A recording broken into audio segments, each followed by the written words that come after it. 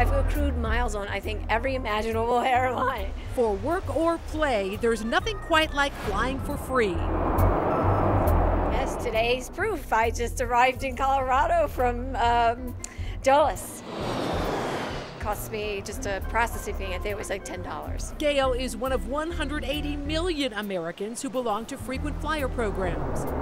So why aren't more of us cashing in? Knowing more about your program is the problem that most people have. They really don't know all the partners, they really don't know the rules, and they just kind of sign up and think that miles are going to fall from heaven, and so is my free seat. As the editor of Inside Flyer magazine, Randy Peterson is an expert on making the most of your frequent flyer miles. Rule number 1, when it comes to finding a seat, no does not mean no. You need to pick up the phone, call the airline and say, you know, online it says no, but can you look at some of the partner inventory? For example, you may be able to redeem your U.S. Air miles on United or Continental miles with Delta. About 27% of the time when people redeem their miles, they change that award later on. Rarely for me works out the first go round, but you call 2, 3, 4 times, you end up getting what you want. Rule number 2, book your flight midweek, Tuesday through Thursday. Our expert says that increases your chances of getting a seat by 30%.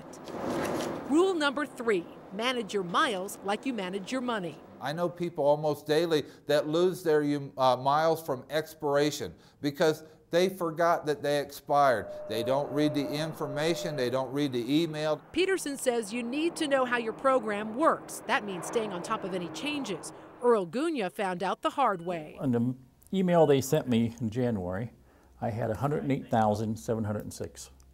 When I logged on, I found out I got 0. There's more than one way to earn those miles back, though. And that's our 4th and final tip. If you use a credit card, make every dollar count.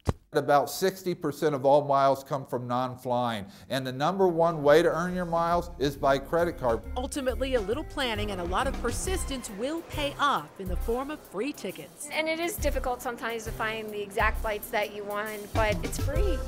It's free, come on!